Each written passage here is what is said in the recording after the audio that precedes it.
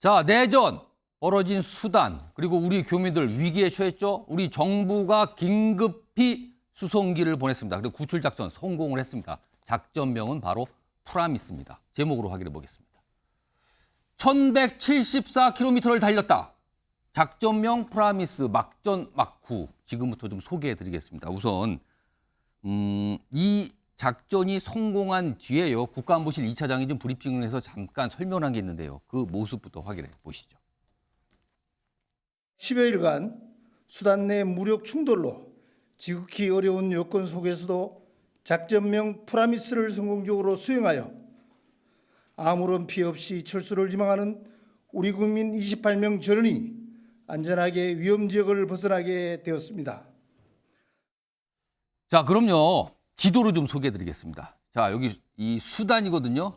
여기에 지금 이 군벌 간의 이 전쟁이죠. 사실 내전 벌어졌어요. 뭐 그 나라 사정은 그 나라 사정이지만 여기에 있는 우리 교민들이 위험에 처했거든요. 지금 각국에서 다 교민들 탈출하는데 우리도 역시 보냈습니다. 탈출을 위해서. 자, 여기 보면 수도 하루툼에 있는 교민들 일단 여기 집결을 했고요. 그리고 경로를 거쳤는데 포트 수단이라는 요 항구 쪽이 있습니다. 근데 여기까지 보면 여기서 여기까지 직선 도로가 850km라고 돼 있는데요. 실제 위험 때문에 직선으로 가지 않았습니다. 중간에 우회도를 통해서 예를 들면 이렇게 우회도에서 꾸불꾸불 갔거든요. 그래서 그 거리는 1175km라고 합니다. 그러니까 거의 하루 종일 많은 차이 나눠서 달린 겁니다. 그래서 여기 포트 수단에 도착을 해서 군 수송기로 다시 제다, 사우디아라비아 제다로 이동을 했고요. 여기에서 공중급유기에 탑승해서 지금 오후 4시, 우리 시간 오후 4시에 무사히 국내로 들어왔습니다. 28분의 교민입니다. 자, 이 얘기 좀 해보겠는데요. 박정원 의원님, 네. 일단 이런 거는 군사작전이잖아요. 그럼요. 이 상황 좀 자세히 막전 막후, 이거 좀 막전 막후 좀 설명해 주세요. 저희가 여기에서는 체감할 수 없지만 사실은 현지에서는 교전이 엄청나게 심하기 때문에 예. 굉장히 위험한 상황이었어요. 그래서 수단의 대사관에서 서울과 긴박하게 이제 정보 협조를 하면서 말씀 주신 것처럼 하루툼 공항이 폐쇄가 돼가지고 그 공항을 이용할 수가 없었죠. 그래서 1174km나 떨어진 포트 수단, 예. 포트 수단으로 육로로 이동을 합니다. 저희가 이제 서울에서 부산까지의 거리가 한 480km 되거든요. 예. 그럼 1174km면은 서울, 부산을 왕복하고 다시 강릉까지 갔던 거리예요. 그러니까 엄청나게 긴 육로를 피해서. 그것도 굉장히 조마조마하면서 갔을 거 아니에요? 그럼요. 계속 폭탄도 떨어지고 교전이 있고 총알도 날아다니고 언제 어떻게 그 검문에 걸려가지고 예. 어느 편인지 모르는 이쪽 상황에 걸려서 이동할 수 없는 그런 상황인데 그거를 주변에 있는 우리 그 동맹국들한테 정보를 얻어가면서 계속해서 포트수단까지 1174km를 이동을 했던 거죠. 그래서 거기서 기다리고 있던 지금 저희가 화면에서 보고 있는 군 수송기를 타고 예. 그 다음에 그 사우디 제다 공항으로 이동을 합니다. 이동을 하는 과정에 여기서 또 웃지 못할 일들이 있는데요. 예. 이게 지금 굉장히 상황이 형편이 좋지 않잖아요. 예. 그러니까 우리 교민들이 28분이 계셨는데 그리고 일본인들이 서너 명 좀 포함돼 있었는데 일본인들이 한 5-6명 포함이 됐다고 네, 해요? 포함이 돼서 그러니까 그 전에 얘기를 하면은 우리 그 수단의 대사관 인근 지역이 굉장히 교전 상황이 심해서 예. 육로로 이동할 수가 없어서 우리 현지에 있는 남궁 대사가 이 교민들을 매번 개별적으로 연락을 해서 예. 차량으로 이동을 시켜서 대사관에 집결을 시킨 거예요. 그 상황에서 일본에서 미처 구하지 못한 일본 국민들을 예. 포함해갖고 같이 대사관에서 이동을 해서 거기서 육로로 이동을 해가지고 부신 수송기를 탔죠. 그 과정에서 김밥 40줄이래요. 40줄이요? 김밥 40줄, 그 다음에 약간의 떡 가지고 그 긴 시간을 비행기 수송기까지 이동하는 데까지 이동을 했답니다. 그리고 화장실도 불편한 상황이니까 예. 음료수는 가급적 먹지도 않은 상황에서 이렇게 이동을 했죠. 그러니까 굉장히 막전막후가 심했고 그다음에 예. 주변국들과의 정보 교류도 굉장히 많았고 국내에서 사실은 이 작전명 프라미스를 알고 있는 국방부 기자들도 있고 예. 공산 기자들도 있었는데 다들 소위 말하는 엠바고를 지켜주면서 이 혹시라도 조금이라도 이 수단 반군에 알려지면 이 이동이 안 되잖아요. 그러니까 그거를 다 온 국민들이 다 모여서 힘을 모아가지고 합심을 해서 이 교민들을 지금 구출해낸 겁니다. 곧 전 국내에 도착을 하게 되는 거고. 지금 보면 저기 지금 교민들이 좀 무사히 일단 내리는 모습인데 저 모습은 아마 사우디 그 아랍의 제다에 내리는 모습이 그렇죠. 영상으로 나오고 있는데요. 일본인이 한 5분이 우리가 안전하게 이제 같이 우리 교민들 같이 이송을 한 거잖아요. 혹시 일본에서 뭐 고맙다는 표시가 좀 있었나요? 아직은 일본도 지금 긴박한 상황이라 고맙다는 표시를 공식적으로 안 보낸 것 같아요. 당연히 일본 정부가 합리적이고 양식 있는 정부라면 예. 저는 고맙다는 얘기를 당연히 해야 된다고 생각을 하죠. 자, 전재수 의원님. 예. 사실은 작전명 프라미스 굉장히 긴박할 수도 있고 이게 군이 투입이 된 거잖아요. 그래서 굉장히 어려운 상황에서 이제 교민들 무사히 항구로 다 모셔왔습니다. 지금 다 끝났어요. 근데요, 오늘 민주당이 이거에 대해서 논평이 없습니다. 찾아보니까 안 나왔어요, 지금까지. 그렇던가요? 그러니까 어떻고 저쩌고 이런 논평이 없어요. 근데 지금 민주당 소속인 전재수 의원님이 논평이 없으니까 대신 좀 어떻게 평가를 해주신다면 어떻게 하시겠습니까? 아마 대변인실에서 당연히 아마 논평이 나와야 되는데 제가 한번 체크를 해보도록 하겠습니다. 저희 제작진이 아직 논평을 못 찾아서 그런지 아직 발견을 못했습니다. 예, 아무튼, 예. 제가 대변인실에 한번 확인을 한번 해보도록 하겠습니다. 예. 우리 국민이 전 세계 어디에 계시든지 간에 예. 위기에 처했다면 그것이 세계 어디든 간에 우리 정부가 위기에 처한 국민들을 반드시 구해내야 된다라는 것을 이번 일을 통해서 또 보여줬다고 저는 생각을 합니다. 우리 군과 정부가 정말로 이게 빈틈없이 작전을 수행해가지고 위기에 예. 처한 우리 교민들을 구해낸 것은 정말 잘한 일이고요. 이것이 대한민국의 어떤 국력의 크기다. 저는 그렇게 생각을 하고 또 많은 국민들께서 예. 이 작전이 수행되는 시간 동안 무사히 안전하게 우리 대한민국으로 들어올 수 있기를 아마 학수고대를 했을 겁니다. 예. 저도 같은 마음이었고요. 정말로 다시 한번 우리 군과 정부가 제대로 좀 일을 했다 이렇게 평가를 합니다. 아마 대변인실에도 아마 이 부분을 어떻게 해서 놓쳤는지는 모르겠지만 제가 한번 확인을 한번 해보도록 그렇게 하겠다는 말씀도 드리겠습니다. 알겠습니다. 지금 정미경 전 의원 그리고 박원석 전 의원 두 분 나와 계신데요. 뭐 사실은 이거는 굉장히 성공적으로 작전을 수행한 거예요. 그리고 무사히 그분들 입장에서는 사실은 며칠 동안 얼마나 조마조마했겠습니까? 그 위험한 상태에서 이거에 대해서 뭐 한 마디씩 해주시죠. 먼저 정미경 전 의원 어떻게 보셨습니까? 그 작전명이 프라미스잖아요. 프라미스. 예, 그러니까 결국은 국민의 생명과 그 안전을 끝까지 지키겠다는 그 약속. 예. 예, 그 약속 그게 지켜졌다. 어. 이름하고 너무 맞아 떨어지잖아요. 그러니까 그런 생각. 그 다음에 이게 지금 공중급육이라는 거는 하늘의 주유소거든요. 그러면 사실은 수송기가 이제 군용기가 가는 건데 그랬을 때는 지금 10개국 제 생각에 봤을 때 10개국이 넘는 항공을 지금 통과해야 되는 거예요. 예. 그러면 그럴 때 이제 허가 이런 거 절차 다 밟았어야 됐을 텐데 그거를 하루 만에 저렇게 다 완벽하게 오케이 승인을 받았다는 건 이번에 국방부, 외교부 총력전이지 않았을까. 그렇겠죠. 예, 그래서 이번에 정말 잘했다. 이렇게 칭찬해드리고 싶네요. 자, 박원석 전 의원님 지금 제가 아까 이 전재수 의원님께 민주당 논평을 못 찾았다는데 지금 방금 제작진이 찾았답니다. 홈페이지에 서면 논평을 냈다고 합니다. 박성준 대변인 이름으로 이거에 대한 논평이 나왔다 그러네요. 그건 저 확인해 드리겠습니다. 자, 박원석 전 의원님께서는 좀 어떻게 평가하십니까? 아니, 저 앞서 다 말씀이 있으셨지만은 어쨌든 국민의 생명과 안전을 지키는 것은 무엇보다 중요한 정부의 과제죠.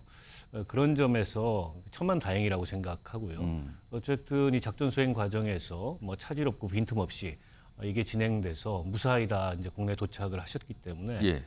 어쨌든 저도 뭐 국민의 한 사람으로서 굉장히 다행이라고 생각을 하고 앞서 우리가 화면에서도 보셨지만은 실제 우리가 막연하게 생각해 보는 것보다 훨씬 더 위험합니다. 그렇겠죠. 지금 수단 같은 경우에는 국내 치안이나 뭐 질서나 이런 것들이 거의 유지가 안 되는 상황이고 또 교전이 일어난 곳이 우리 대사관에서 그렇게 멀지 않은 곳이었기 때문에 사실은 시급을 다투는 문제였고 예. 육로로 뭐 말이 좋아서 1100km를 이동하는 거지 그 과정에서 도사린 위험들이 여러 가지가 있을 수 있거든요. 예. 그러나 어쨌든 우리 군과 또 정부가 빈틈없이 이 작전을 수행해서 국민들을 무사하고 안전하게 좀 귀국시켰다는 점에서 정말 다행이고 수고하셨다는 예. 말씀 드리고 싶습니다.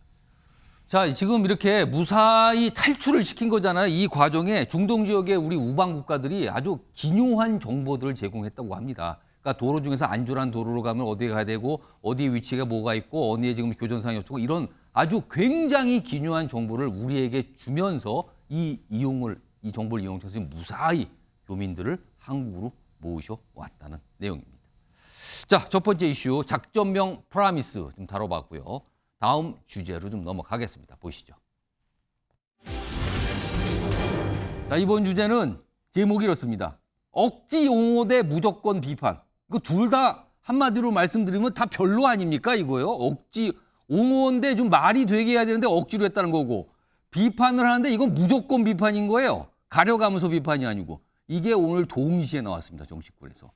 막무가내 경쟁을 하는 건가? 이런 제목입니다. 짐작하실 거예요. 오늘 정치 뉴스를 좀 챙겨보신 시청자분들이 계신다면요. 자, 그럼요. 먼저 이 억지 옹호로 보이는 요 모습이 있었거든요. 이와 관련된 영상부터 준비했습니다. 들어보시죠.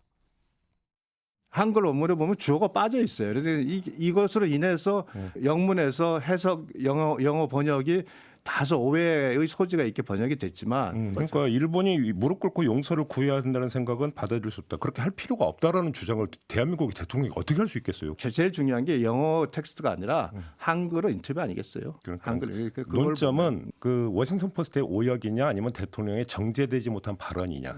저는 번역 과정에서 이 오역이라고 저는 생각을 합니다. 알겠습니다. 네. 일본이라는 이 주어가 이 해석에서 좀 빠진 것 같아요. 그래서 이렇게 해석에 있어서 좀 그 빠진 부분을 가지고 또 민주당에서는 이거를 다시 또 그 반일 감정을 자극하면서 굉장히 비판을 많이 하고 있는데, 이건 제가 봐서는 해석하는 부분에 있어서 주어가 좀 빠지지 않았나 싶고요. 그리고 이거는 앞뒤 문맥을 보고 결정을 해야 되는데 결국 그 주어가 빠져서 된 것 같은데, 이번은 충분히 이거 문맥상에서 해석을 해야 되고. 자, 윤석열 대통령 미국 방문에 앞서서 미국 언론이죠. 워싱턴 포스트하고 인터뷰를 통해서 여러 가지 얘기를 하는데 일본과 관련된 예의가 있었습니다. 지금 국민의힘에서 나온 얘기는 그게 한글로 얘기했을 거 아니에요. 윤석열 대통령이. 그게 영어로 옮겨지는 과정에서 오역이 있었다. 그리고 주어가 빠졌다. 그 주어는 일본으로 보인다. 이거였잖아요. 자, 화면으로 보겠습니다. 자, 대통령실이 윤석열 대통령이 실제 했다고 한 발언을 인터뷰 내에서 이 말을 소개했어요. 이거예요. 100년 전의 일을 가지고 무조건 안 된다, 무조건 무릎 꿇어라고 하는 것은 받아들일 수가 없습니다. 자, 앞서서 국민의힘 의원들이 했던 설명에 따른다면 받아들일 수 없습니다라는 거는 일본이 받아들이지 못한다고 좀 설명을 한 겁니다. 자, 이렇게 설명했어요. 그러면서 이거 주어 빠졌잖아요. 그리고 이거 한글이 영어로 옮기는 과정에서 이거 뭔가 오역이 있었습니다. 이렇게 지적을 합니다. 그렇다면 대통령의 발언에 대해서는 문제가 없었고 이거는 언론 쪽에서 뭔가 잘못한 거다. 이렇게 분위기가 느껴지죠. 그런데요. 이런 얘기가 나오자마자 실제 인터뷰를 했던 워싱턴 포스트 기자가 이렇게 올립니다. 입장을. 실제 녹취를 올린 거예요. 다시 한번 오디오 확인해 봤다 그러면서. 100년 전의 일을 가지고 무조건 안 된다, 무조건 무릎을 꿇어라고 하는 이거는 여기까지는 같아요. 주어가 나옵니다. 저는 받아들일 수 없습니다. 여기서 저는 윤석열 대통령을 의미하는 겁니다. 자, 그렇다면 앞서서 국민의힘 소속 의원 두 분 영상으로 확인해 봤습니다. 저 설명은 도대체 뭐가 되는 겁니까 지금? 자, 이 얘기 좀 해보겠습니다. 자, 이와 관련해서요. 전재수 의원님, 박정화 의원님 나오고 계신데 미리 제가 질문을 드렸어요. 이 상황에 대해서 의견을 좀 말씀하시기 전에 판넬에 느낌을 좀 또 생각을 적어주시라고. 먼저 박정화 의원님은 뭘 쓰신 거예요? 뭐 기호입니까? 파입니까? 뭡니까? 일단 쓰신 거 설명해 주세요. 이게 뭡니까? 요즘 왜 젊은 친구들 이렇게 우는 거 표시 이렇게 하잖아요. 그래서 뭐 드릴 말씀이 없고 참 답답한 상황에서. 그러니까 예를 들어서 메신저 할 때 이렇게 쓰는 표현 약간 뭐라고 할 말이 없다 할 때 쓰는 표현. 근데 우는 거 표시에 제곱을 붙였어요. 하나는 두 가지인데요. 하나는 사실은 이게 대변인이라는 업무라는 게 굉장히 힘든 업무고, 그다음에 공당의 대변인, 특히나 뭐 대통령실도 마찬가지지만 굉장히 보수적이어야 돼요. 확인하고 또 확인하고 아무리 급할 때라도. 그래서 정확한 실제 상황을 모든 걸 파악하고 난 다음에 국민들께 좀 알려야 되는데 제가 보면은 유상겸 수석 대변인이 좀 급했던 것 아닌가. 그러면은 이 인터뷰의 국문 전문을 확인 안 하고 그냥 얘기를 해버린 건가요? 그러니까 어디선가 이제 뭐 가볍게 확인을 했을 개연성이 있죠. 그러니까 용산 대통령실로부터 확인을 하면서 그 저게 주어가 과연 일본인지 아니면 대통령이 표현하셨던 전은인지를 좀 더 압박하면서 확인했어야 되는데 그 과정이 조금 그 가볍게 지나갔던 것 아닌가라는 생각이 들어요. 그래서 한번 울었고요. 제곱은 두 번째는 제가 직전까지 사실은 지금 유상범 대변인 하고 계시는 수석 대변인 업무를 했었습니다. 예. 직전에도 대변인 하셨잖아요. 그렇죠. 그러니까 그리고 유상범 의원님이 바로 제 옆 지역에 있는 선배 의원이시고 한데 이 무거운 큰 짐을 맡겨드리고 제가 이런 상황을 접하고 있어서 또 한 번 우는 울음이 나올 수밖에 없었어요. 그래서 울음에 제곱을 붙였습니다. 그래서 보수적으로 좀 더 확인해보고 또 확인해보고 대통령실을 좀 압박해서 모든 걸 확인하고 난 다음에 국민들께 좀 알렸어야 되는데 너무 말씀을 빨리 했다는 의미 하나. 그다음에 사실은 굉장히 요즘에 여야가 격하게 대립하고 있다 보니까 대변인 업무라는 게 쉽지 않다라는 뜻에서 이렇게 붙였습니다. 제가 볼 때는 저게 대통령이라고 전은이라고 있어도 사실은 대통령이 원래부터 그런 뜻의 말씀을 좀 하셨으니까 그거를 옹호하고 붙여드리는 논리를 붙였으면은 뭐 차라리 낫을지 않을까? 이 격돌은 있었겠지만 차라리 나았을 텐데 저 확인이 안 된 상황에서 바로 워싱턴 포스트 기자의 저 반박이 나오는 바람에 모양이 많이 구겨진 상황이 근데 앞서서 나온 영상 중에 설마 대통령께서 그렇게 얘기했습니까? 이런 취지 설명까지 나와버렸단 말이에요. 그러니까 좀 더 확인했어야 됐다고 저는 생각을 해요. 그리고 사실은 언제까지 우리 한일 관계가 이렇게 갈 일은 아니잖아요. 지금 우리 뭐 1500년 이상 된 역사에서 한 50년 동안 있었던 굉장히 비극적인 상황을 가지고 마냥 그게 발목을 잡을 수는 없으니까 그걸 좀 더 승화시켜 나가자는 게 대통령 뜻이잖아요. 그리고 일본도 좀 더 시원하게 그리고 마음에 있는 사과가 있으면 좋겠습니다만은 그게 없는 건 있지만 그래도 과거 65년도 한일 청구권 협정을 통해서 1차 한 번, 그 다음에 일왕도 뭐 통속의 념이라는 표현한 적이 있었고 이후에 뭐 통절한 반성도 있었으니까 그 정도는 좀 감안하고 좀 더 전향적인 일본 정부의 사과를 기대하면서 우리 한일 관계를 미래를 위해서 나가자라는 취지가 대통령의 뜻이다라고 설명을 했으면 오히려 나았을 텐데 저기 이제 확인 안 한 상황에서 저렇게 나가서 뭐 대변인으로서 할 말이 없는 상황이 돼버렸습니다. 제가 추가 설명 짧게 드리면 사실은 이 내용은 대통령실에서 적극적으로 설명을 하고 해명을 해야 되는 건데 사실 당에서도 어떤 입장을 낼 수가 있습니다. 근데 당의 여당의 대변인이면 이른바 그 인터뷰 당시에 배석을 했던 대통령실 관계자가 있을 거 아닙니까? 그러면 연락을 취해서 정확하게 어떤 말이 있었고 그게 어떻게 영어로 옮겨진 건가를 설명을 들을 수 있었잖아요. 그렇죠. 그거 저기 확인했어요. 생략된 겁니까 그럼? 제가 볼 때는 좀 더 여쭤봐야 되는데 그 부분이 너무 약하게 있었던 것 아닌가라는 생각이 듭니다. 그러니까 뭐 우리 기자분들 우리 앵커도 기자하셨지만은 확인을 한번 해보고 또 한 번 확인해보고 압박으로도 또 한 번 확인을 했어야 되는데 그 과정이 좀 생략된 것 아닌가라는 아쉬움이 있고 두 번째는 지금 앞서 저희가 봤습니다만 수단에서 교민들 모셔와야 되는 상황이 있었고 대통령께서는 지금 미국을 가셨잖아요. 그 과정에서 아마 원활한 그 정보 교신이 안 됐을 수도 있지 않았나. 미국 방문 그 상황이니까. 네. 알겠습니다. 그러니까 대통령실도 처음에 이 얘기가 어제부터 사실은 민주당에서 굉장히 그거에 대해서 이 공세를 하고 논란이 되니까 정확하게 이러한 표현 말을 한 겁니다 설명했는데 거기에는 주어가 없는 채로 먼저 내용이 좀 소개가 됐거든요. 그러면서 오늘 뭐 또 이런 일이 있었습니다. 이런 상황에서 오늘 이 내용과 관련해서 여야의 당대표들이 질문을 받고 또 한 얘기도 있습니다. 그 영상도 확인해 보겠습니다. 그 당에서 그 어제 일본이 무조건 무릎 꿇으라 이런 견해에 동의할 수 없다는 그 워싱턴 포스트 인터뷰가요. 당에서 했다고요? 예, 당 수석 대변인님께서 그게 주어가 일본이라고 했는데 저기 오늘 워싱턴 포스트 기자가 그게 이제 주어가 윤 대통령 본인이었다고 쭉 공개를 했거든요. 아니 그건 대통령이 발언이니까 대통령실에다 물어봐야지 우리 당에다 물어보세요. 야당에서는 이제 그 주어 논란을 가지고 계속 공세를 하고 있다 보니까 대표님께 좀 여쭤보려고 합니다. 아니 근데 대통령께서 한 발언의 내용을 당 대표가 설명을 하는 건 아니잖아요. 네, 그 일본의 대통령 비서실에 물어보셔야 될 것 같은데. 당에서 주어가 일본이라고 했다 보니까요.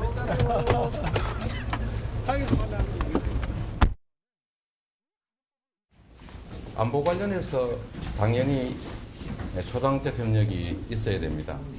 그러나 그건 국민을 존중할 때 가능한 일입니다. 지금 국민을 독해력 테스트를 하고 있는데 옳지 않은 일입니다. 자, 전재수 의원님께서는 국제망신하고 느끼표까지 찍으셨어요. 쓰셨는데 뭐 이 설명과 함께 제가 질문을 뭐 같이 드릴게요. 일단 왜 이렇게 결과 잘못된 옹호를 한 셈이 됐어요, 지금 이 국민의힘 내에서 의원들이. 그리고 왜 이런 잘못된 옹호가 나왔을까라는 거 하고, 그리고 만약에 워싱턴 포스트 기자가 이 녹취에 대해서 공개를 하지 않았다면 상황이 어떻게 된 건가? 어떻게 생각하십니까? 제가 이제 국제망신이라고 써놨는데요. 100년 전에 일본이 한 일을 가지고 말하자면 일본을 향해서 무릎 꿇으라라고 하는 것에 대한민국 대통령인 윤석열 대통령은 받아들일 수 없다, 인정할 수 없다. 이 내용이지 그렇게 얘기한 않습니까? 겁니다. 이 내용이죠. 풀어서 이야기하자면. 일단 이 내용과 관련해가지고 굉장히 빈곤한 역사인식이죠. 굉장히 빈곤한 역사인식 아니겠습니까?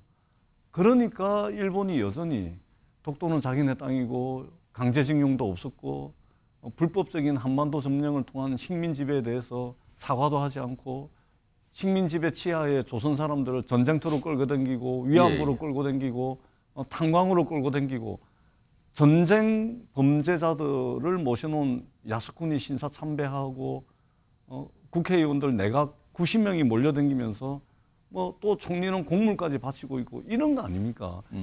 대한민국 대통령의 빈곤한 역사인식 때문에 일본이 저렇게 경거망동하는 겁니다.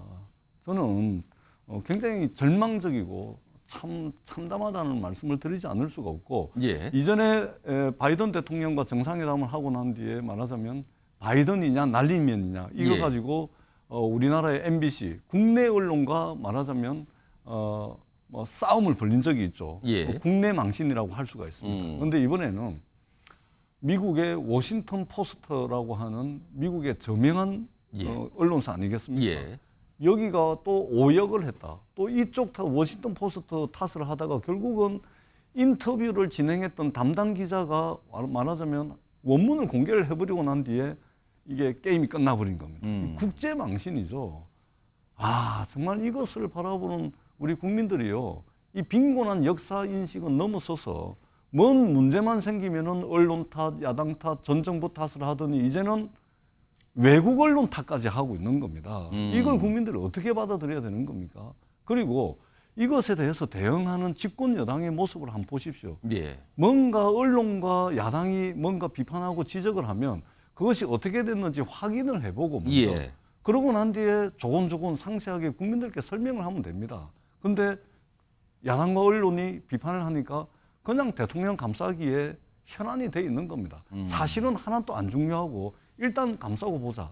지금 이러고 있는 겁니다. 이것이 윤석열 정부의 지지율을 더 말하자면 끌어내리고 있는 겁니다. 무슨 문제가 발생하면 야당 탓, 언론 탓, 과거 탓, 전 정부 탓 이거 할 것이 아니고 사실관계가 어떻게 됐는지 정확하게 파악을 해가지고 그 국민들께 설명을 하고 언론에 설명하고 야당에 대해서는 정중하게 받아들일 것은 받아들이고 아닌 것은 아니라고 이야기를 하면 오늘날 대통령의 국정 지지율이 지금 이렇게 지금 헤매고 있겠습니까? 저는 집권 여당의 태도도 문제고 대통령의 빈곤한 역사인식도 문제다. 그리고 이것이 결합돼 가지고 말하자면 한미정상회담 이렇게 중요한 한미정상회담을 앞두고서 엉뚱한 곳에 지금 에너지를 소진하고 있는 거 아니냐 이런 측면에서 바라보는 입장에서 굉장히 안타깝다. 이런 생각을 지우지 않을 수가 없습니다. 자, 오늘 뭐 어제부터 시작됐죠. 그리고 오늘 오전에 있었고 이제 정리가 됐어요. 내용은 뭐 원문 공개가 되니까 그게 뭐 주어가 분명히 있다. 뭐 이렇게 하면서 정리가 된 상황인데 지금부터는요. 네 분 패널 분들 모시고 이 워싱턴 포스트에서 보도했던 윤석열 대통령의 인터뷰 내용 그중에서도 일본에 대해 언급한 부분 내용을 조금 집중적으로 좀 살펴보겠습니다. 자, 인터뷰 내용이요. 요거 좀 몇 장으로 준비했는데요. 하나씩 소개해드리죠. 자, 일단 윤석열 대통령 일본과의 관계 개선 최근에 굉장히 노력을 하고 있는 거잖아요. 뭐 정상회담도 됐고요. 근데 이거에 대해서 일단 유럽 상황을 약간 비교를 하죠. 유럽에서는 참혹한 전쟁을 겪고도 미래를 위해 전쟁을 했던 당사국들이 협력하고 있다. 유럽 봐라. 싸울 땐 싸웠지만 그 이후에는 손을 잡는다. 이걸 강조합니다. 다음 보겠습니다. 그러면서 논란의 대목이 여기서 등장을 하죠. 100년 전의 일을 가지고 무조건 안 된다, 무조건 무릎을 꿇어라고 하는 것은 받아들일 수가 없습니다. 여기서 받아들일 수 없다는 주어는 대통령이었습니다. 이게 확인이 된 거죠, 지금요. 하나 더 봅니다. 자, 이는 결단이 필요한 것입니다. 설득에 있어서 저는 충분히 했다고 봅니다. 요 대목이었습니다. 자, 이 얘기 좀 해보겠습니다. 우선 정미경 전 의원님, 일단 궁금한 게 우리 안보와 관련해서 일본과의 협력 이런 얘기를 많이 하거든요. 여당에서도 그러고 우리 안보, 일본과의 협력이 우리 안보와 그렇게 중요하게 직결되는 상황입니까? 이건 어떻게 좀 설명하시겠습니까? 안보와 직결되죠. 어떤 측면에서 그걸 많은 분들이 좀 궁금해하세요. 네, 그게 왜 그러냐면 지금 미국은 멀리 있어요. 그리고 가까운 곳이 지금 우리의 우방은 사실은 그 중국이라고 말하기는 어렵지만 우방은 일본인 거는 다 거의 동의하시잖아요.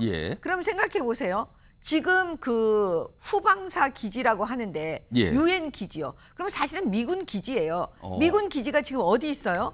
대부분은 일본에 있어요. 그렇습니다. 중요한. 네 곳에 다 있거든요. 일본에. 그러면 그 우리한테도 만약의 경우에 북한이 우리에게 침략을 하거나 우리가 위험한 상황에 처하면 제일 먼저 우리를 돕기 위해서 비행기가 뜰 수 있는 나라는 어디예요? 일본입니다. 그러니까 미국과 일본은 지금 한 몸이라고 볼 수 있는 거예요. 우리의 안전을 위해서면. 그러면 한미일 공조는 너무나 중요하고 미국으로서는 계속 일본의 눈치를 볼 수밖에 없는 게 기지가 그곳에 있으니까요. 미군이 현재 거기에 주둔하고 있으니까요. 그렇기 때문에 일본과 대한민국의 관계는 결국은 미국과 대한민국의 관계라고 같이 볼 수 있는 상황이기 때문에 중요합니다. 또 한 가지 추가로 질문드리면 요 인터뷰 내용의 마지막 부분 다시 한번 불러오죠. 바로 이겁니다. 설득에 있어서 저는 충분히 했다고 봅니다. 충분히 했다라고. 그러니까 이게 아마도요. 이것도 약간 애매하긴 한데 아마 일본과의 관계 개선하는데 일본을 설득한 게 아니라 우리 국내를 설득했다는 뜻으로 들리거든요. 충분히 했다라고 하는데 이거는 어떤 의미로 받아들이세요? 충분히 설득을 했다. 그러니까 대통령께서 지금 제가 이 이야기를 이해를 하려면 그 앞부분인데요. 그게 그런 것 같아요. 지금 유럽의 얘기를 하고 있거든요. 100년 전의 유럽의 얘기. 그럼 100년 전 유럽의 얘기를 다시 반복하고 있는 거예요. 우리의 경우에 대비해서. 그들은 싸우고도 100년 전에 그런 일 가지고 싸우고도 지금도 손을 미래를 위해서 잡는다. 손을 잡는다. 그런 것처럼 일본과 우리는 그래야 된다. 그리고 그걸 위해서 내가 충분히 지금 다 하고 있다. 뭐 이런 취지로 저는 그냥 노력을 하고 있다. 이걸로 이해해달라. 노력하고 있다. 이렇게 받아들인 그냥 느낌으로 그렇습니다. 알겠습니다. 전체적 문맥을 보면 노력하고 있다. 이런 부분을 강조한 것 같다는 거죠. 왜냐하면 그거를 한 문장만 탁 빼가지고 하면 저렇게 이제 오해할 수가 있잖아요. 그런데 전체 문장으로 보면은 더군다나 지금 워싱턴 포스트지하고 하는 거잖아요. 그러니까 그런 말하자면 비유를 하다 보니까 대입법을 쓰다 보니까 저렇게 된 게 아닌가. 자, 이번에는 박원석 전 의원님께 똑같은 질문이에요. 두 가지입니다. 일본과의 협력이 우리의 안보에서 그렇게 중요한 건가? 이 부분하고 윤석열 대통령이 설득을 충분히 했다라고 했다. 자, 어떤 게 설득의 모습으로 기억이 나는가? 이겁니다. 글쎄요. 저는 일본과의 안보 협력의 중요성이 없다 이렇게 얘기하기는 어렵지만 그걸 뭐 물리적 거리로 설명하는 건 적절치 않을 것 같고요.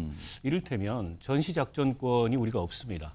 한미연합사에 있고 한미연합사는 대한민국 영토 안에 있고 어쨌든 우리가 한미동맹으로 그동안에 이제 우리 안보를 대비해 왔는데 지금 이제 한미동맹을 넘어서서 특히 이제 대중국 견제라는 목적에서 한미일 간의 긴밀한 군사적 공조의 필요성 어떻게 보면 미국 쪽에서는 그게 절실할 수 있고 그런 차원에서 한일 관계 개선을 끊임없이 양국에 촉구했던 측면이 있는데 물론 이제 한일 관계 개선하고 또 한일 간에도 일정한 수준의 안보 협력이 있어야 된다는 점을 제가 부정하진 않지만 그것과 역사 문제를 이렇게 그냥 그 쟁점을 흐리는 것과는 또 별개의 문제라는 거죠. 그러니까 안보 협력의 문제는 안보 협력의 문제고 또 과거사 문제를 바로잡을 건 바로 잡아야 될 문제인데 이걸 다 싸잡아 가지고 과거는 없는 일로 치고 미래로만 나아가자. 그러니까 지금 이제 여권에서는 김대중 오부치 선언하고 뭐가 다르냐 얘기하는데 김대중 오부치 선언은 한일 외교사상 처음으로 일본의 그 과거사에 대한 반성과 사죄를 공식 문서에 담은, 그것도 명확히 담은 예. 그런 아주 의미 있는 문서였고, 그리고 과거를 직시하되 미래로 나아가자라는 어떤 한일 관계의 원칙을 밝혔던 굉장히 중요한 문서입니다. 그리고 그 원칙은 역대 모든 정부에서 예. 진보 보수를 막론하고 우리 정부가 지켜왔던 원칙인데, 윤석열 정부에서는 그런 원칙이 다 무너지고 있다고 말씀을 드리고 싶고요. 앞서 이제 유럽 예를 드셨는데요. 예. 한 세기 전에 가장 참혹했던 전쟁이 세계 제2차 대전입니다. 예. 그 2차 대전의 전범국이 독일과 일본이에요. 예. 근데 독일이 그 전범 국가로서 유럽에서 이웃 국가들한테 보였던 태도와 일본이 주변국들에 보이고 있는 태도가 너무나 다릅니다. 항상 비교가 되죠. 때문에 국제적으로 독일은 존중을 받고 과거사에 대해서 진실한 반성과 미래로 나아갈 준비가 돼 있다는 인정을 받는 거고, 예. 일본은 그렇지 못한 거죠. 그런 면에서 보편적 가치를 공유하는 상대가 저는 아니라고 생각해요. 그럼에도 불구하고 윤석열 대통령만 유독 이렇게 독일과 일본이 비교됨에도 불구하고 유럽의 예를 들어서 유럽은 저렇게 나아가고 있는데 우리는 왜 일본과 그렇게 못 나가냐. 예. 일본이 독일처럼 그렇게 진심 어린 반성과 과거에 대한 단절을 한다면 왜 못 나갑니까? 안 하니까 못 나가는 거죠. 충분한 설득을 했다는 부분은 어떻게 보세요? 누구를 설득한다는 건지 모르겠습니다. 국민을 설득했습니까? 피해 당사자를 설득했습니까? 국회를 설득했습니까? 그렇다고 일본을 설득했습니까? 아무도 설득하지 못했습니다. 자, 이런 상황에서요. 오늘 국민의힘 지도부 구성원 중에 한 명이 사실은 1998년 당시에 김대중 전 대통령 뭐 일본 의회에서 한 연설인데 이와 관련된 어떤 설명을 좀 꺼냈거든요. 이 윤석열 대통령의 어떤 입장과 관련해서 그 목소리 좀 들어보겠습니다. 저는 이번에 윤석열 대통령이 인터뷰한 내용, 1998년도 김대중 전 대통령이 일본 의회에서 연설한 내용과 맥락과 본질이 굉장히 비슷하다고 생각을 합니다. 화자가 달라졌다고 해서 문제의 본질이 바뀌는 건 아니라고 생각하고, 김대중 전 대통령의 98년도 인식을 계승하는 차원의 발언이지, 이게 뭐 전혀 없었던 이야기라거나 뭐 무조건 일본 입장에 기운 이야기라고는 생각하지 않습니다. 자, 전재수 의원님. 예. 1998년 김대중 연설과 취지에서는 같은 거 아니냐 이런 얘기인데 어떻게 좀 보셨어요? 그러니까 조금 전에 우리 박원석 의원님께서 이제 아주 자세하게 말씀을 잘 해주셨습니다. 오부치 당시 총리는 과거사에 대한 참회, 사죄, 반성 이것을 전제로 김대중 오부치 선언이 있었고, 그리고 이것이 말로 끝난 것이 아니고 공식 문서화 시킨 것입니다. 근데 지금 자꾸만 이제 윤석열 대통령께서 자신의 한일 정상회담에 여러 가지 이제 비판 이런 것들이 나오니까 자꾸만 이제 김대중 오부치 선언을 끌어들여 가지고 그것과 이것과 같은 거다 이렇게 말씀을 합니다. 예. 아니 참회와 반성이 있다면 지금 기시다 정부라든지 이전에 거구의 길을 걸었던 아베 정부가 참회와 반성이 있었다면 여전히 독도는 우리 땅이다 해서 한 발 더 나아가 가지고 독도는 고유한 우리 영토다. 예. 또 역사 교과서 왜곡하고 이런 식의 도발을 일본이 하겠습니까? 일본이 여전히 불과 며칠 전에도 전쟁 범죄자들을 함께 모셔놓은 야스쿠니 신사 참배하고 있는 거 아닙니까? 어떻게 이것이 김대중 오부치 선언과 같은 겁니까? 지금 일본이 어떤 도발을 하고 있는지를 보시면 답은 나와 있다고 저는 생각을 합니다. 그러니까 잘못한 것을 잘못했다라고, 그리고 외교 노선을 수정하고 대일 외교의 방향을 바꿔야지 자꾸만 그냥 자신의 잘못된 부분을 정당화시키기 위해서 역사의 한 부분을 가지고 와가지고 정당화시키려고 하는 억지로밖에 보여지지 않는 모습들이 저는 정말로 이 빈곤한 역사 인식을 그대로 보여주고 있다. 이런 말씀을 드리지 않을 수가 없습니다. 박정희 의원님. 그러니까 윤석열 대통령 한일 관계 개선을 위한 노력을 했다. 이런 건 뭐 여러 인정을 하거든요. 근데 그 노력에 비해서 그 정상회담 이후에 일본이 우리에게 보여준 성의는 과연 무엇이 있는가? 이 지적은 계속 나오거든요, 지금. 아쉬움은 있죠. 분명 아쉬움이 있어요. 예. 그리고 그거는 모든 얘기를 할 때 전제할 부분이라고 생각을 하는데, 그게 지금 오늘만 봐서는 안 된다고 생각을 합니다. 그러니까 일본을 지금 방문을 해서 한일 정상회담을 하고 난 이후에 기시다 정부가 좀 더 전향적인 입장을 표현하지 못한 그런 상황이 저는 좀 있을 거라고 생각해요. 그러니까 예. 일본에서 4월 달에 선거가 좀 있었고 하니까 지금 대통령께서 지금 미국 방문하고 있잖아요. 한미 정상회담 이후, 그다음에 G7을 통해서 다시 한미일 정상회담, 한일 정상회담이 예정되어 있잖아요. 예. 그때 입장을 저는 봐야 될 거라고 생각을 합니다. 그리고 지금 현재 대통령께서 설득을 할 만큼 충분히 했다 안 했다 논란이 있을 수 있습니다만 저는 똑같은 것 같아요. 누구나 어떤 관계에 있어서 들으려고 해야 이게 얘기가 되지. 예. 사실은 설득이 충분했느냐라고 물어보면 저는 좀 더 했으면 좋겠다는 아쉬움은 있지만 예. 그럼 과연 야당에서는 이걸 들으려 했느냐라고 묻고 싶습니다. 그러니까 모든 일이든 들으려 하지 않는데 어떻게 설득을 할 수 있는 거고, 그다음에 지금 김대중 대통령 얘기합니다마는 그때 당시 얘기했던 거랑 지금 윤석열 대통령이 얘기하는 거랑 저는 맥락상에서는 크게 틀리지 않다고 봐요. 그게 미세한 부분에 들어가서 좀 다소 다른 부분이 있을 수 있지만, 예. 그러니까 좀 더 노력해야 된다, 아니면 일본이 오부치 총리 같은 답이 기시다한테는 없었다, 예. 이런 조금 미세한 부분의 차이는 있을 수 있지만 맥락은 같다고 봐요. 그런데 전혀 그거에 대해서 거부하면서 무조건 아니라고 하면서 예. 우리 얼마 전에 봤잖아요. 부산에서 있었던 일광 횟집 같은 이상한 해프닝. 무조건 일본 문제 나와서 대통령이 뭐라고 얘기하면 흠집을 잡으려고 하고, 그다음에 죽창가로 선동하고, 예. 거북선 옆에 놔두고 하는 이런 문제가 지금의 이 한일 관계에 있어서 과연 발전해 나가는데 도움이 되는 건가? 예. 저는 그렇지 않다고 봐요. 그러니까 이런 면에서는 아쉬운 거는 분명히 있지만 그 아쉬움은 또 한번 접어두면서 예. 우리가 더 발전할 수 있는 방향을 우리 국민 모두가 힘을 맞춰서 일본에 요구를 해야 되는 거지, 여기서 대통령한테 잘못됐다고 얘기하고 여당이 잘못됐다고 얘기하고 지금 한일 관계를 다시 정립해라 주장하는 거는 저는 여전히 과거에 매달려서 지금 동북아 정세, 그다음에 국제 정세에서 또 외톨이가 될 수 있는 그런 상황으로 갈 수 있다고 생각을 합니다. 자, 지금까지 주제는 여당에서 뭔가 질문을 받았을 때 설명하기가 쉽지 않은 내용이었어요. 지금부터는요, 야당에서 질문을 받을 때 답하기가 쉽지 않은 내용을 좀 다뤄보겠습니다. 화면에 있습니다. 이것도 오늘 있었어요. 양이원영 의원이 주인공이에요. 자, 윤석열 대통령 지금 미국 방문 중에 첫 일정 여러 가지 소화했는데 그중에 넷플릭스 대표를 만나서 여러 가지 얘기를 하고 투자율을 유치한 게 보도가 됐습니다. 그런데요, 양이원영 의원은 SNS에 이와 관련해서 입장, 생각을 올렸는데 처음에 좀 이상하게 올렸어요.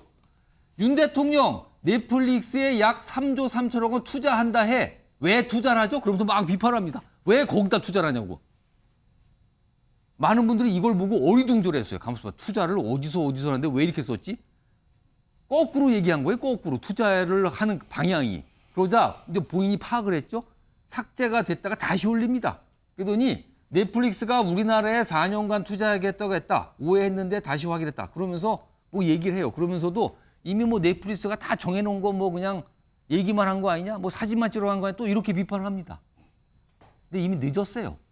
첫 번째 입장이 다 퍼져버렸거든요, 지금요. 자, 이와 관련해서요, 역시 뭐 몇 명 얘기한 게 있는데요. 내용 좀 들어보시죠.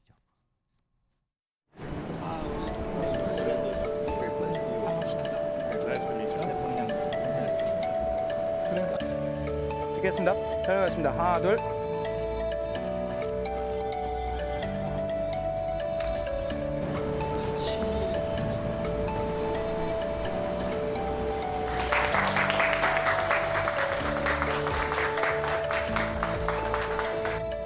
넷플릭스의 파격적인 투자 결정을 진심으로 환영합니다.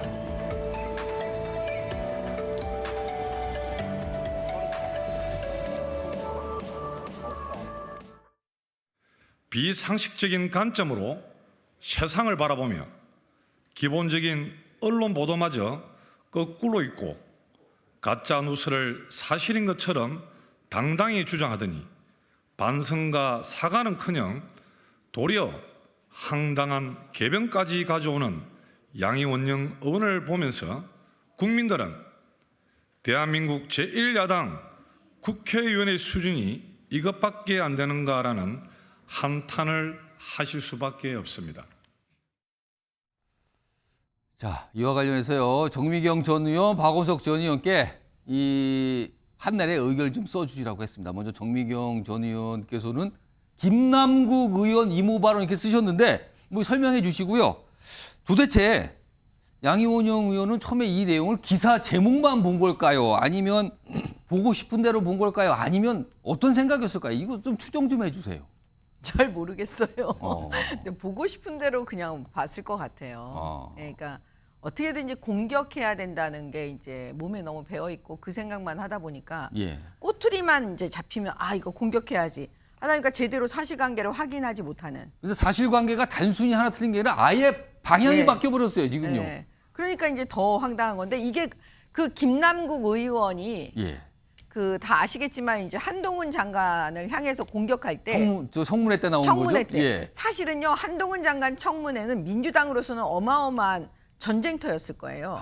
엄청난 선수들이 나와서 이제 그 수준을 보여주는 거였거든요. 근데 이 정치권에서는 거의 흑역사로 남았다 지금 이런 평가거든요, 조금. 네. 근데 그걸 갖다가 그 준비를 그러면 우리는 아 이제 국민들께서는 엄청나게 준비 많이 하고 왔겠구나 이렇게 기대를 했을 텐데 예. 거기 이모 교수를 갖다가 이모라고 이제 하면서 아주 한동훈 장관을 공격하니까 황당한 일이 벌어진 거죠. 그러니까 그거하고 비슷하게 제가 볼 때는 이 양이원영 의원이 이번에 그 수준이 아닌가. 그러니까 이거는 민주당 하면 이런 일이 벌어지잖아요. 그러면 예. 김남국 의원의 이모 발언이 딱 생각이 나는 거예요. 또 다시 회자가 되는 겁니까? 네. 그래서 제가 볼 때는 이게 생각이 나서 썼습니다. 알겠습니다. 이런 가운데 이거에 대해서 국민의힘 내에서 비판해요. 화면으로 하나 소개해드리죠. 여기 이철규 사무총장 이제 강경한 목소리를 냈어요. 여기 뭐 한자로 써 있는데 이 뜻이 이거예요. 돼지 눈엔 돼지만 보인다 해. 이건 뭐 엄청난 비판입니다. 이거는요. 해도 너무한다. 편집 증상 뭐 아닙니까? 뭐 이렇게까지 얘기를 하는 겁니다. 지금요. 박원석 전 의원님 일단 무조건 비판이 부른 오독 이렇게 쓰셨는데 일단 양이원영 의원 본인의 어떤 실수에 대한 사과부터 해야 되는 거 아니냐 이런 의견이 있습니다. 지금요. 어떻게 보십니까? 글쎄요. 뭐 이 SNS를 잘못 올린 실수로 올린 SNS를 삭제하고 그 다음에 이제 다른 내용을 올렸는데 예. 그 내용도 썩 적절치는 않습니다. 물론 이제 대통령이 세일즈 외교를 강조하시지만 넷플릭스 입장에서 봤을 때 우리 정부가 비즈니스 파트너는 아니잖아요. 우리 정부가 아무리 한국 투자를 권해도 넷플릭스 입장에서 K 컨텐츠가 경쟁력이 없거나 사업적 가능성이 없으면 투자 안 한단 말이죠. 뭔가 사업상으로 뭔가 괜찮아 보이니까 했을 거라는 그런 거 아니에요? 전망이 있기 때문에 투자를 한 거고 어쨌든 대통령이 그걸 독려하는 그런 어떤 역할을 한 거는 우리 국민들 입장에서 혹은 뭐 대한민국 경제 입장에서 나쁠 게 없잖아요. 예. 근데 그걸 가지고 이미 다 결정된 투자 가지고 사진 찍으러 가는 거 아니냐. 이제 국회의원이 그렇게 얘기해서는 안 되고. 굳이 그렇게까지 또 앞서 또 입장을 본인이 내나. 했던 실수도 있는데 예. 그렇게까지 본인 실수를 만회하려는 것도 저는 부적절했고요. 아무튼 요즘 이게 여야 국회의원들도 보면 이게 서로에 대해서 뭔가 공격을 하고 나를 세우고 비판하려는 마음이 크다 보니까 기본적인 사실관계조차 오인하거나 오독하거나 혹은 왜곡하거나 예. 이런 경우들이 굉장히 많은데 사실 요 양이운영 거는요. 사실은 기사가 있고 기사 보태 온라인으로 보면 댓글이 달리잖아요. 근데 그 기사를 보고 댓글을 보면 이 댓글을 쓰신 분은 기사 내용을 안 읽고 쓰신 거 아닌가? 약간 잘못된 입장을 내는 경우도 있거든요. 그게 많은 분들이 오늘 연상되셨다고 말씀들을 하세요. 아니 그러니까요. 사실은 저 기사를 보면 예. 잘못 읽기도 좀 어려운 기사예요. 근데 이제 본인의 이 내면에 어쨌든 윤석열 정부 이번에 그 방미 외교에 대해서 뭔가 비판하고 싶은 물론 비판받을 요소가 저는 없다고 생각하지 않습니다. 예. 그러나 모든 걸 비판해야 되는 건 아니지 않습니까? 이제 그런 마음이 너무 크다 보니까는 실수를 하고 저런 오독을 한 건데 저는 조금 좀 그 이성적이고 좀 합리적인 태도를 여야 정치인들이 서로 갖는 게 예. 이제 필요하다고 생각을 하고요. 어쨌든 근데 양이원영 의원이 이제 민주당 국회의원이긴 하지만 이게 또 민주당 전체의 문제는 아니잖아요. 근데 이제 여당에서의 이 양이원영 의원의 실수에 대한 비난도 좀 과도한 측면이 있는 것 같습니다. 알겠습니다. 그냥 이런 말씀을 해드리고 싶네요. 도대체 왜 그러시는 건가요? 설명을 좀 자세히 듣고 싶습니다. 왜 그러시는지. 뭐 이런 얘기를 좀 하고 싶은 생각이 좀 들었습니다. 지금요. 자, 이 주제 이 정도 정리하고요. 다음 이슈로 넘어가겠는데요. 문재인 전 대통령의 책방 얘기가 좀 준비되어 있습니다. 보시죠. 자, 평상 책방 개점했습니다. 문을 열었어요, 이제. 그동안 뭐 공사도 하고 여러 가지 얘기했었는데. 근데 이거를 보고 이제 정치권이나 언론의 시각은 그렇다면 이제 정치인데 이게 도서 정치의 시작인가? 그러니까 단순한 책방이 아닐 것 같다라는 느낌들을 많이 받고 계신다는 거잖아요, 지금요. 왜냐하면 책방 주인이 전직 대통령이라는 거죠. 자, 이 얘기입니다. 자, 그럼요. 책방 여는 이제 모습이 영상으로 좀 들어와 있거든요. 그 모습부터 좀 확인해 보시죠. 이제 한편으로는 책방뿐만 아니라 앞으로 책방을 거점으로 해서 북클럽 이름을 책친구들이라는 이름을 지었는데 평산 책방의 책친구들이라는 북클럽을 온라인으로 운영하려고 합니다. 그걸 통해서 함께 온라인상으로 함께 책 읽고 함께 독후감 나누기도 하고 저 어제 또 도서지방 같은 데 또 우리가 함께 또 책을 보내기 운동하기도 하고 그러면서 독서 문화를 좀 더 이렇게 확산시키는 그런 역할을 해보고자 하는데 많이들 도와주실 거죠? 네.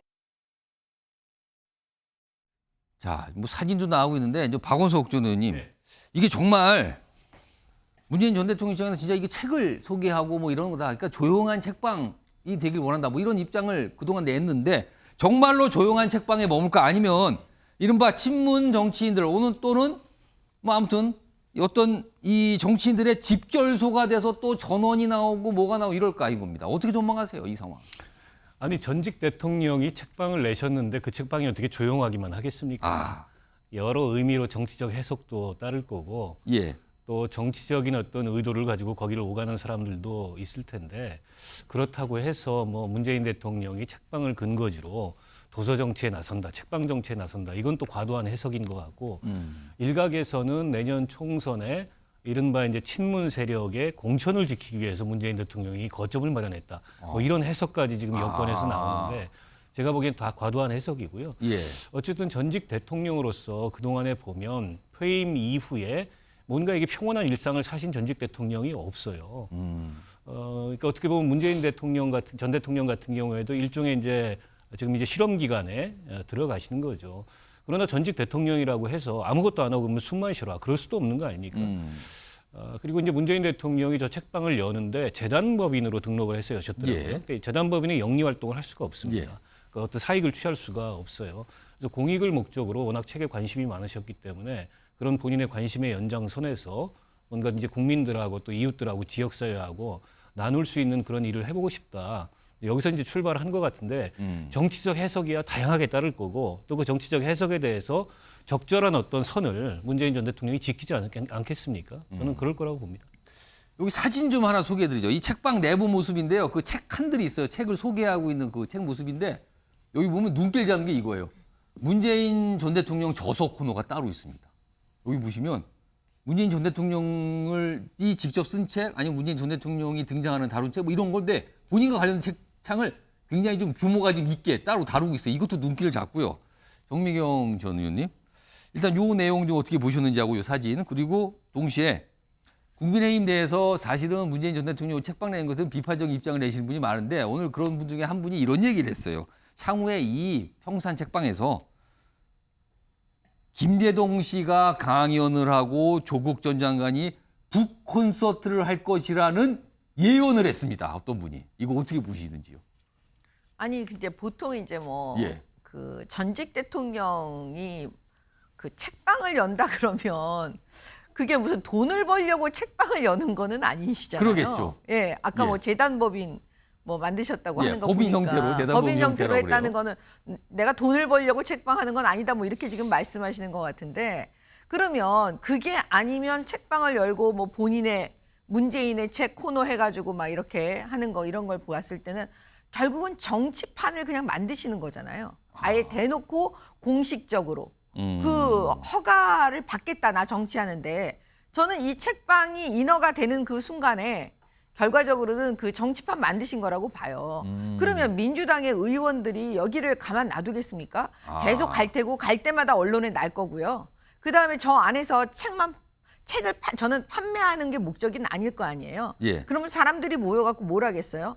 그 정치적인 여의도를 또 작은 여의도 같은 거 하나 만들어가지고 저기서 수많은 정치인들이 또 정치를 하고 말을 만들어낼 거고 그다음에 여기서 공천 작업도 할 거고 예를 들면 그냥 막 상상이 이제 되는 거죠. 상상을 좀 크게 간다면 거기서 별의별 얘기가 다 있을 수 있다. 네. 그다음에 뭐냐면 이게요.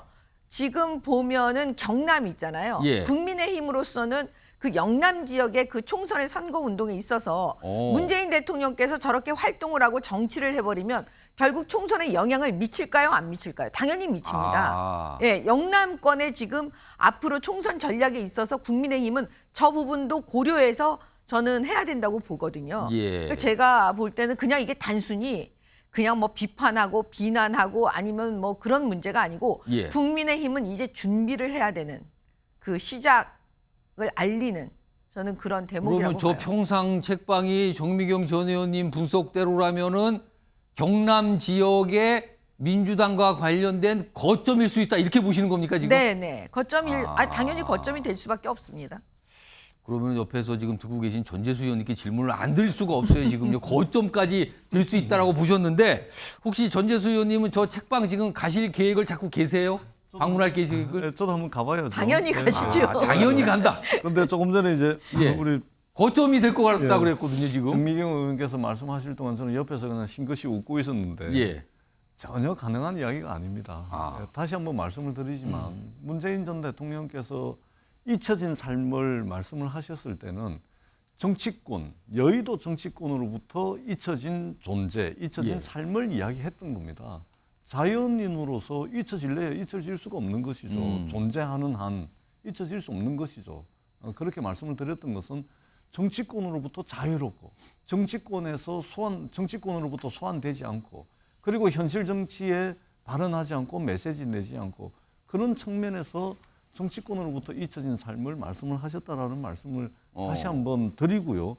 그리고 이 정치하는 사람들이 당연히 정치화되어 있는 것은 당연하지만 정치하는 사람도 과잉 정치화되어 있는 경우도 있습니다. 지나치게 정치적 해석에 골몰하고 있는 것이 아닌가 이렇게 봐지고요. 있는 그대로 좀 봐주시고 우리가 정말로 대한민국 정도의 국력이 되면 전직 대통령의 어떤 모범적인 롤모델 이런 것들이 좀 이제는 좀 있어야 될 거 아니겠습니까? 우리가 성공한 대통령을 뭐 가지고 있는지 가지고 있지 않은지 저마다 판단이 다 틀리겠지만 그럼에도 불구하고 어떤 전직 대통령으로서의 어떤 모범적인 이 우리 국가와 우리 공동체의 소중한 자산으로서 이런 것도 한 번쯤은 우리가 여야를 떠나가지고 고민을 해봐야 될 그런 시점에 왔다. 그런 측면에서 한번 지켜보고 그런 롤모델을 좀 만들 수 있도록 여당에서도 싫든 좋든 지지하든 하지 않든 좀 도와줬으면 좋겠다. 이런 말씀을 꼭 좀 드리고 싶습니다. 이 사진으로 문재인 전 대통령 저서 그 칸이 따로 있거든요. 그거 좀 크게 본 사진 좀 하나 불러오겠습니다. 이 사진 말고 좀 더 크게 자세히 나온 거 좀 보여주세요. 예. 자, 여기 보시면요. 책이 많은데 저기 보면 다 뭐 운명하고 해서 문재인 전 대통령 책이 꽤 많아요. 그리고 연설집 뭐 이런 것도 다 있거든요.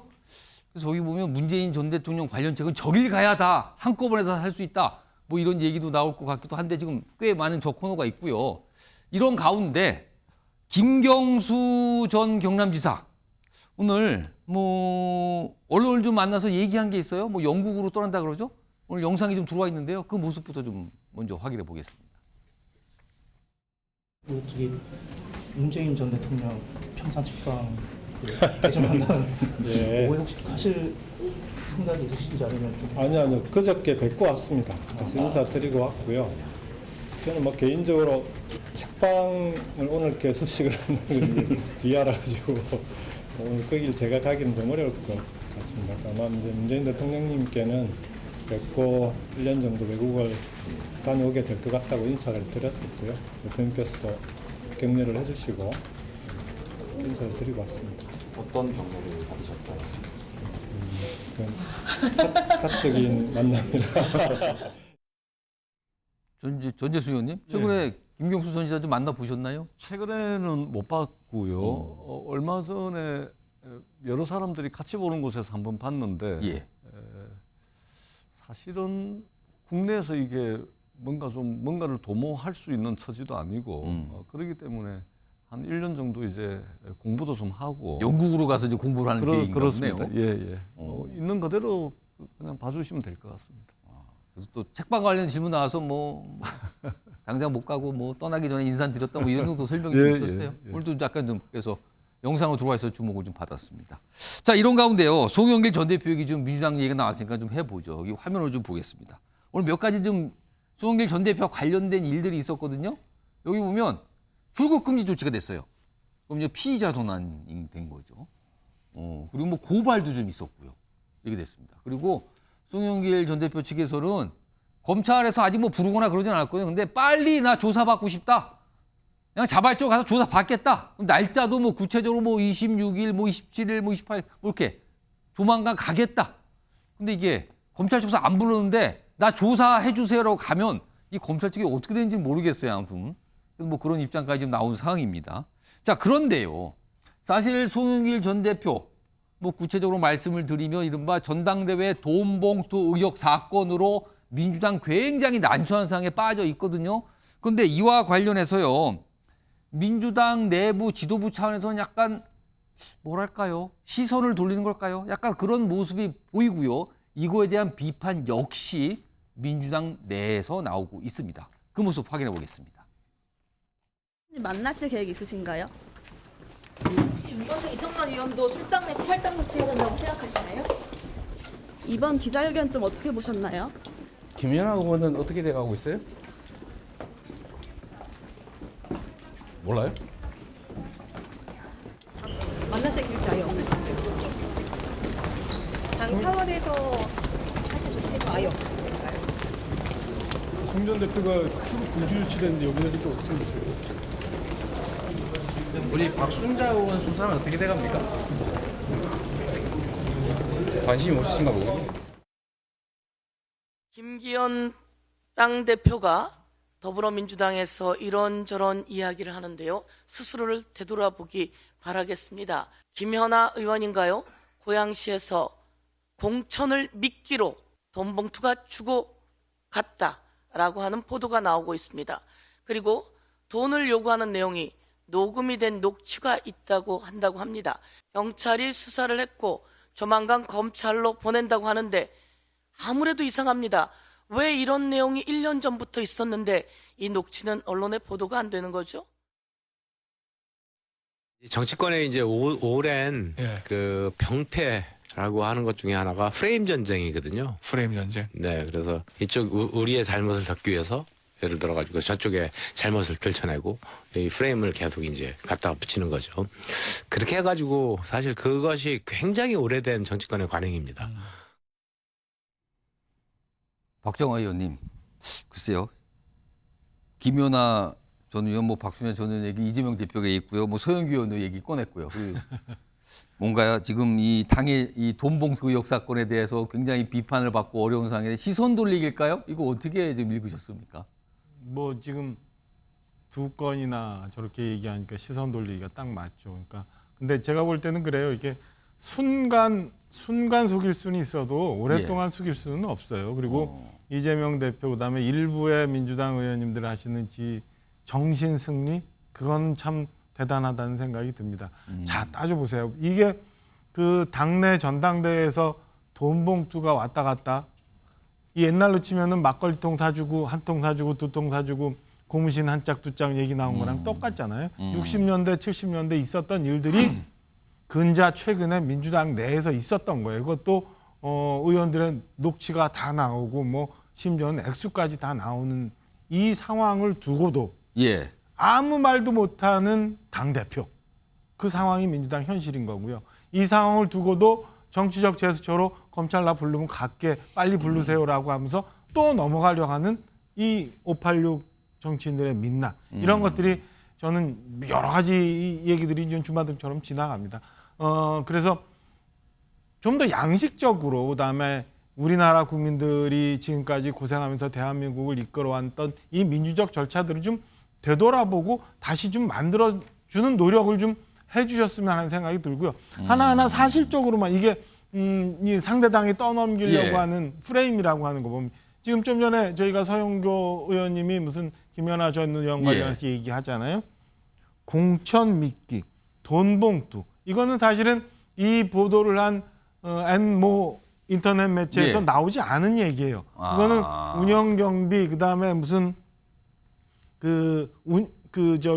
입금을 해라 말아라 뭐 이런 얘기들이잖아요. 그걸 가지고 똑같이 공점 믿기, 돈 봉투라는 단어를 써서 이렇게 덮어 씌우는 거 저는 뭐 이제 좀 그만했으면 하는 생각이고요. 국민들이 얼마나 믿을까 싶어요. 어쨌든 김연아 전 의원도 본인이 지금 받고 있는 의혹에 대해서 철저히 얘기를 해야 되는 거고 예. 이에 대해서 저희 당에서는 가차없이 정말 잘못된 부분이 있다면 예. 정말 뼈를 깎는 결단을 해야 되지만 저는 이거랑 지금 송영길 전 대표가 처해 있는 이 많은 의혹들과는 비교할 수 없는 상황이라고 생각합니다. 그러니까 이재명 대표가 아무 말도 못하고 있는 것 아닌가 싶은 생각이에요.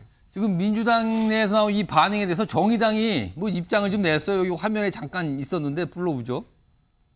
이 아래쪽에 있습니다. 정의당 대변인, 이재랑 대변인.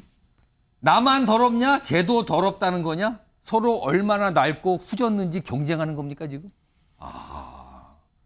엄청난 홍평입니다, 지금. 박원석 전 의원님. 네. 차라리 그냥 아무 얘기 안 하는 게 낫지 않겠나 이런 시선도 있는데 어떻게 보세요? 그러니까 이재명 대표께서 예. 한 주 전인가 이 문제에 대해서 공식 사과를 했지 않습니까? 예. 그리고 송영길 대표 귀국을 촉구했는데 그렇습니다. 그 사과의 진정성을 의심케 하는 이제 그런 모습이 아닌가 싶어요. 결국에는 뭐 김연아 의원 문제 있죠. 객관적으로 그 수사해야 되고 예. 법에 따라 처리돼야 되죠. 예. 근데 그걸로 지금 민주당 사태가 물타기가 됩니까? 근데 그거를 질문이 들어오니까는 뭐 김연아는요, 박순자는요. 뭐 거기는 관심 없으세요? 뭐 이런 식으로 물어보는 이거는요. 거죠? 그 개별 의원이 해도 조금 가볍고 이렇다는 평가를 받을 텐데 당 대표가 저렇게 말씀을 하시면 무슨 유튜버도 아니고 제가 보기에 굉장히 부적절하고 상황을 너무 안이하게 보고 지극히 가볍고 또 정치적으로 굉장히 왜소한 그런 언행이 아닌가 싶어서 대단히 실망스럽고요. 저렇게 되면 앞으로 민주당이 문제를 어떻게 풀겠는가 이런 게 연상이 되잖아요. 예. 결국에는 계속 프레임 만들어가지고 물타기하고 상대도 우리랑 다를 바 없다 똑같다 이러면서 결국 이 상황을 모면하려는 거 아니냐. 근데 이런 어떤 그 예상밖에 안 돼요. 오늘 이재명 대표의 저런 말씀을 들으면. 예. 그래서 지금 이 처해 있는 위기를 좀 근본적으로 그 받아들이고 뭔가 당이 환골탈퇴하고 그리고 내부에 있는 이런 문제를 발본색원하려는 의지가 전혀 보이지 않습니다. 알겠습니다. 누가 더 더럽냐? 뭐 경쟁하는 겁니까? 다른 정당에서 지금 이렇게 또 혹평까지 내놓은 상황입니다. 자, 다음 주제는요. 전현직 법무장관이 등장하는데 마약 수사가 주제입니다. 제목 준비되어 있습니다. 보시죠. 마약 수사냐 마약 정치냐 이게 무슨 소리입니까? 마약 정치요. 한동훈 추미애 신경전을 벌이고 있다. 사진과 함께 지금 이런 제목이 등장을 했는데요. 우선요. 최근에 한동훈 장관 여러 가지 얘기를 꺼냈고요. 이거에 대한 민주당도 반응이 있었고요. 그 반응에 대한 또 반응이 있었어요. 이 영상부터 좀 확인해 보겠습니다. 그동안 비쌌던 이유는 위험 비용입니다. 걸리면 인생 조지기 때문이죠. 그런데 문제는 지난 정부 하에서 마약에 대한 단속을 좀 느슨하게 했고 그리고 대형 마약의 수사를 주도해 오던 검찰의 손발을 잘랐습니다. 그 결과 마약을 거래하고 유통하고 마약을 흡입하는 데 있어서의 위험 비용이 대단히 낮아졌어요. 한동훈 법무부 장관은 전 정부가 검찰의 손발을 잘라 마약값 싸졌다고 강변했습니다. 명백한 사실 왜곡입니다. 강력부는 효율적인 수사를 위해 반부패 강력부로 통합됐으며 마약 범죄도 같이 이관되어 대검 조직 개편에서 마약 수사가 지속되었습니다. 검경의 실적은 꾸준히 증가했는데도 불구하고 수사권 조정으로 국가의 마약 대응 능력이 약화됐다는 것은 억지 주장에 불과합니다. 이젠 마약 확산의 책임까지 전 정부에 떠넘기면 현 정부의 책임이 가벼워진다고 믿습니까? 정치요? 저는 어떤 정치인들에게는 정치가 끊기 힘든 마약 같은 거다라는 말은 제가 들어봤는데 들어보셨죠 그런 얘기. 근데 마약 정치라는 얘기는 제가 처음 들어보네요. 이게 추미애 전 장관이 새로 만드신 신조어신가 보죠. 저는 마약 정치라는 말이 있다면 그렇게 국민의 건강과 안전을 지키기 위해서 마약을 근절하려는 노력을 방해하려는 것 그것이 마약 정치라고 생각합니다. 그러니까요. 이 신경전의 시작이 한동훈 전 장관이 지난 21일 약간 당정 어떤 협의 이런 회의가 있었는데 그 자리에서 최근에 마약 범죄가 굉장히 많이 늘었다. 근데 전 정부 때 여러 가지 그런 일이 있어서 그랬다. 약간 이런 취지의 설명을 내놓자. 추미애 장관, 그리고 뭐 방금 전에 민주당 반응 들으셨죠? 추미애 전 장관도 이런 입장을 내요. 마약 정치 그만하고 내려와서 정치하세요. 뭐 그렇게 얘기할 거면. 그러자 한동훈 장관은 추미애 장관이 만든 신조어입니까? 뭐 그러면서 마약 정치는 지금 뭐 과거에 뭐 누가 어떤 말이 그게 저 마약 정치 하니까 이거 받아친 거예요. 이런 모습으로 가고 있어요, 지금요. 전재수 의원님. 예. 어떻게 들으셨습니까? 저는 우리 한동훈 장관만 보면 이렇게 비꼬고 또 조롱하고 뭐 말싸움하고 참 저는 이게 일국의 법무부 장관이 법무행정에 집중해도 모자랄 판에 참 이게 좀 그것도 다른 사람도 아니고 대통령의 측근이라는 분이 저렇게 싸움이 있는 곳에 뛰어들어서 더 큰 싸움을 만들고 분열이 있는 곳에 뛰어들어서 더 큰 분열과 갈등을 만드는 것이 좀 온당한지 묻지 않을 수가 없습니다. 저것을 지켜보는 국민들이 과연 대한민국의 법무부 장관이 맞냐 아니면은 법무부 장관이 아니고 정치인의 한 사람 아니냐 법무부 장관보다는 오히려 정치인 아니냐 지금 이렇게 좀 혼란을 겪을 수 있다는 말씀을 드리고요. 오영환 대변인이 말씀을 드렸듯이 마약 단속 실적은 계속해서 우상향 곡선을 그리고 있습니다. 예. 그리고 마약은 반드시 우리 사회에 발붙이지 못하도록 철저하게 단속하고 제조 유통뿐만이 아니고 범죄 수익에 대해서도 당연히 환수를 해야죠. 그거 하고 있습니다. 다만 한동훈 장관이 지금 이야기하는 것은 검찰의 수사권을 축소했기 때문에 마약 범죄가 늘어났고 마약값이 싸졌다는 이야기인데 검찰 수사권 축소와 마약 이 범죄와는 상관성이 없습니다. 검찰 수사권을 축소하고자 했던 것은 내사, 수사, 기소, 재판에 이르는 대한민국의 형사사법 체계에 있어서 견제받지 않는 일방적인 독점적 권한을 집행하는 검찰 권한을 서로 나누고 분산시켜가지고 서로 견제하고 견제와 균형의 원리 위에 검찰권을 놓기 위해서 우리 사회가 20년 동안 논의를 해왔던 것이 검찰개혁, 검찰 수사권 조정의 핵심인 것이죠. 근데 여기에 마치 마약 조폭 못 잡는 것으로 해가지고 검찰 수사권을 축소해가지고 마약과 조폭들이 활개를 치는 것처럼 이렇게 이야기하는 것은 사실관계를 왜곡을 해도 너무 많이 왜곡하는 그런 정치적 행위를 법무부 장관이 하고 있다. 그런 측면에서 굉장히 실망스럽고 제가 대통령의 측근이라면 저런 식으로 하지는 않을 것 같습니다. 오히려 더 겸손하게 더 많은 사람들 만나서 다양한 이야기를 듣고 그것을 대통령에게 요모조모 상세하게 설명하는 그런 측근의 모습을 보여가지고 오히려 대통령이 가지고 있는 부정적 이미지를 보완하는 그런 역할을 했을 것 같아. 이런 말씀을 드리겠습니다. 자, 정미경 전 의원님 어떻게 들으셨습니까? 그러니까 한동훈 장관의 말은 문재인 정부 때 검찰의 손발을 다 잘라서 마약 수사 제대로 못했다. 그 탓에 지금 범죄가 확 늘어난 거 아니야? 이거였어요. 그거에 대해서 전 지사님은 무슨 관련이 있는가 그게 이렇게 얘기했습니다. 어떻게 보십니까?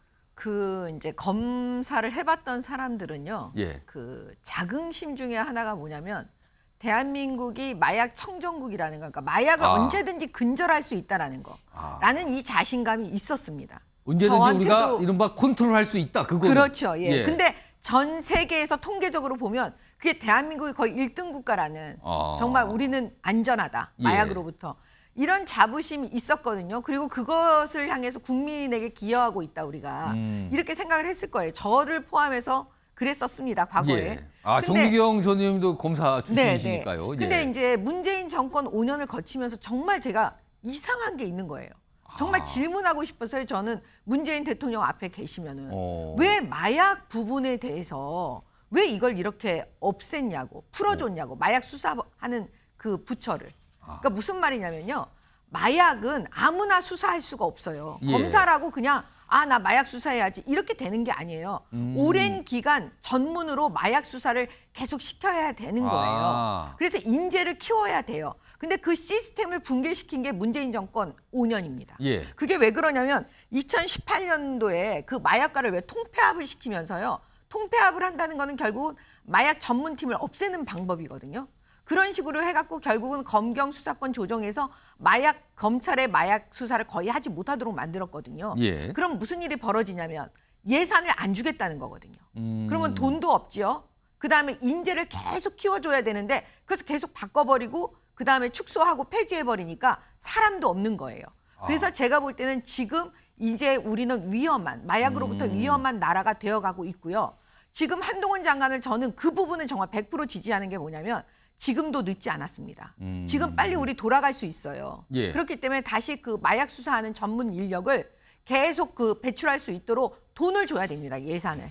그리고 다시 부활시켜줘야 돼요. 그래서 검찰에서 할 수 있도록. 이거는 단순히 그 민주당의 문제도 아니고 예. 국민의힘 이런 문제가 아니에요. 이거는 미래 세대, 우리 아이들을 위해서 해야 되는 거니까 저는 반드시 이거 했으면 좋겠고요. 그다음에 민주당 정신 차려야 됩니다. 이 부분만큼은 국민들께 사과해야 돼요. 지금 마약이 아이들한테까지로 깊숙이 들어가고 있는 거는 이건 진짜 문재인 정권 5년 탓인 거 맞습니다. 박원석 지 의원님께 전재수 의원님이 좀 반론하시겠나 봐요. 아니 말씀하세요. 마약도 우리 사회에서 마약 반드시 건드려야 되고 예. 철저하게 끝까지 추적을 해서 발붙일 수 없게 만들어야 됩니다. 그런데 마약도 전 정부 탓이라고 이야기를 한다면 아니 도대체 집권 여당 왜 된 겁니까? 그런 식으로 남탓할 거면 그런 식으로 남탓할 거면 집권 여당 왜 된 겁니까? 저는 기가 차가지고 말이 안 나옵니다. 그러면은 도대체 전 정부 책임 아닌 게 뭐가 있습니까? 알겠습니다. 잠깐 얘기하면요. 전 정부 탓인 건 탓을 해야죠. 그리고 나서 고쳐야죠. 지금 윤석열 정부가 적어도 한동훈 장관이 마약 부분에 대해서 시도하려고 하는 모든 거는 민주당이 도와주세요. 전재수 의원님이 1번으로 도와주십시오. 그러면 그게 국민을 위한 길이에요. 아니 저희가 탓할 수 있는 것은 탓을 해야 됩니다. 그래야 새롭게 나갈 수 있는 거죠. 그걸 알겠습니다. 아예 뭐 하지 마라 그러면 지금 새롭게 하려고 하는 한동훈의 마약 그 수사 범위 수사를 확대하려고 하는 거 그거 왜 방해합니까? 알겠습니다. 박원석 전 의원이 한 1분 남았는데요. 그런데 사실 전 정부 때 검찰 수뇌부가 한동훈 장관, 윤석열 대통령 아니었습니까? 그리고 방금 화면 나갔는데 2018년에 마약 관련 백서가 있었는데 작성자가 지금 한동훈 장관인가요? 그래서 있거든요? 저게 이제 누워서 침 뱉기인 거고요. 검찰이 수십 년간 마약 대응 역량을 축적해 왔는데 그게 불과 2018년 이후에 몇 년 사이에 무너졌다? 저는 그것도 납득하기 어려운 주장이고 이렇게 마약 관련된 범죄가 늘어나게 된 여러 가지 이유가 있을 거예요. 그런 거에 대한 다양한 좀 진단을 통해서 이 문제에 어떻게 대응할 건가를 얘기를 하면 되는데 지금 한동훈 장관의 목적은 어쨌든 그동안에 축소됐던 검찰 수사권 늘리고 그다음에 그 축소됐던 검찰 수사 관련 부서 이거 확대하고 인력 확보하고 예산 확대하고 이런데 이제 국민적으로 봤을 때 가장 이제 민감성이 높은 어떻게 보면 국민들이 보기에 수용성이 가장 높은 마약 문제를 소재로 꺼내가 전 정부를 공격하는 게 아닌가. 그 또한 온당한 모습인가라는 생각이 들고 아니 본인들이 검찰총장이었고 본인들이 관련 담당 검사였는데 이제 와가지고 누구 탓을 합니까? 국민 입장에서는 지금 탓이 중요한 게 아니라 뿌리 뽑는 게 중요한 것 같기도 합니다. 지금 탓은 너무 좀 한가해 보이기도 합니다. 지금요.